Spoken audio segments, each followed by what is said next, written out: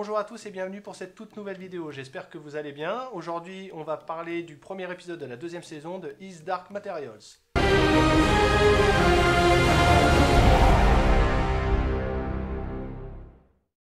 Alors pour rappel, His Dark Materials, à la croisée des mondes, est basé sur une trilogie de romans écrits par l'anglais Philip Pullman. Le premier a été écrit en 1995, le deuxième en 1997 et le dernier en 2000.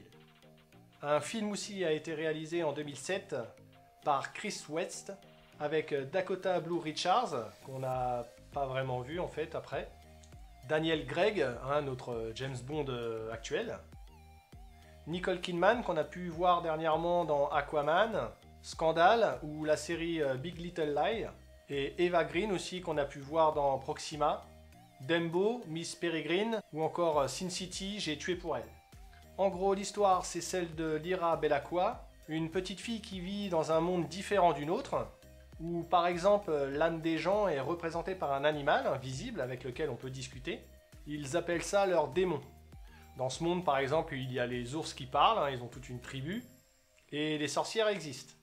Ça parle de magie et de multimonde, c'est un peu comme le multiverse en gros. Enfin bon, si ça vous intéresse, je vous conseille vivement de regarder la saison 1, elle est diffusée en intégralité sur OCS, et ça vaut vraiment mieux que le film en tout cas.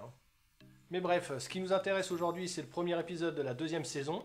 C'est diffusé sur OCS chaque semaine, tous les mardis. Alors pour rappel, à la fin de la saison 1, Lord Asriel ouvre un portail, et Lyra, bien entendu, va y aller. Alors Lyra, en pénétrant dans ce nouveau monde, y aperçoit la ville qu'elle appelle la ville dans le ciel.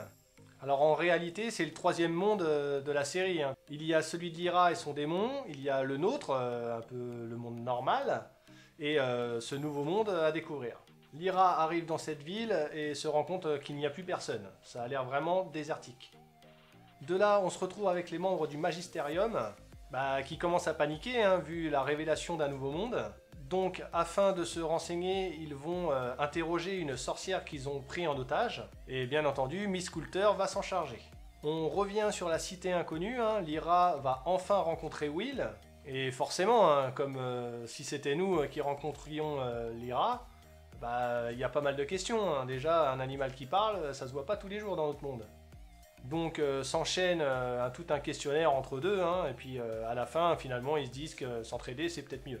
Là, on passe sur Lee Scoresby, qui lui, à bord de sa montgolfière, est à la recherche des sorcières, afin d'obtenir de l'aide pour aider à retrouver Lyra.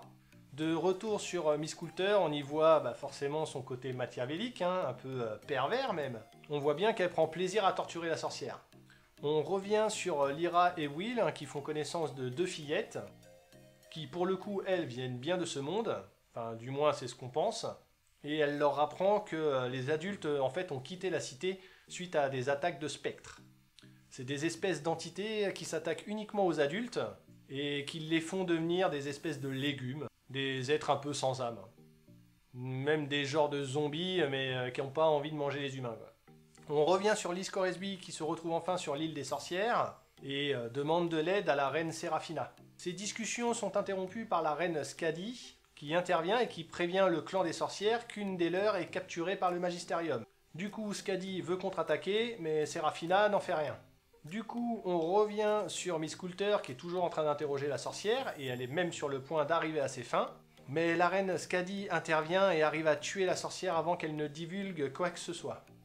Alors elle la tue pas de bon cœur, la sorcière était en train d'invoquer la déesse de la mort, donc forcément, elle y a été. En s'échappant, elle en profite pour tuer 2-3 membres du Magisterium, et du coup arrive à blesser le grand patron. On revient sur Lyra et Will qui décident de squatter une maison et de vivre ensemble. Alors attention, quand je dis vivre ensemble, ils sont pas en couple, c'est juste qu'ils veulent évoluer tous les deux ensemble. Lyra hésite à utiliser l'alléthiomètre afin d'avoir des réponses à ses questions. Car pour elle, elle pense que c'est ça qui a causé la mort de son ami Roger.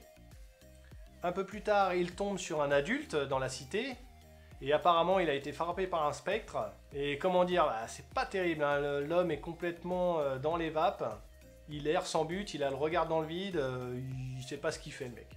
Et du coup, on sent que ça inquiète un peu Will, parce que lui, il est bientôt arrivé à l'âge adulte, et donc potentiellement il peut se faire attaquer par un spectre.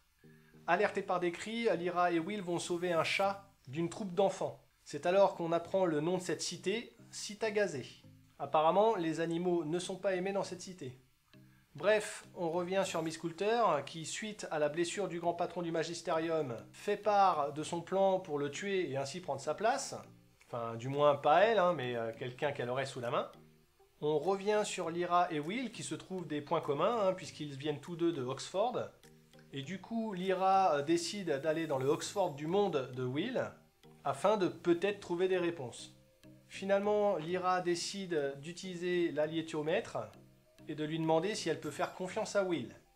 Il lui répond que Will est un meurtrier, mais pas vraiment comme on l'entend.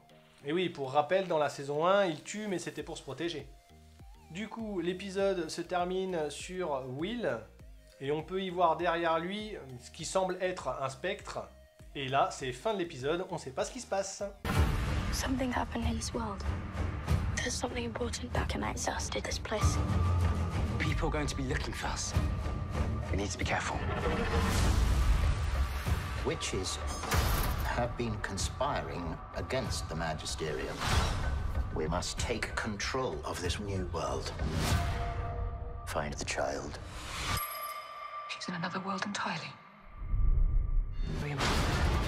Stop this threat. Sacrifice. Whatever is necessary.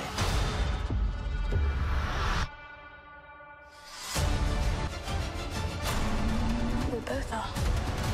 You are so like I was. It's time to fight.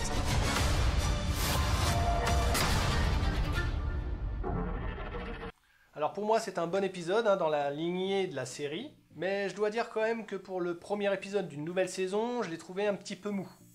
Il y a beaucoup de blabla, il n'y a pas trop d'action. Les personnages, on les connaît déjà, il n'y a pas grand-chose de nouveau. Donc bon, on avance un peu dans l'histoire, mais je m'attendais quand même un peu mieux. Au niveau du décor, de l'ambiance, on est toujours dans du très bon. Le travail d'acteur, comment dire, j'ai un petit peu de mal sur Will, je le trouve pas vraiment crédible.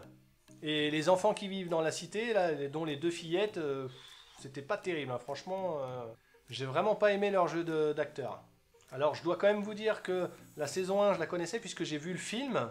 J'ai pas lu les livres, je lis pas beaucoup, je vais beaucoup au cinéma mais je ne lis pas beaucoup.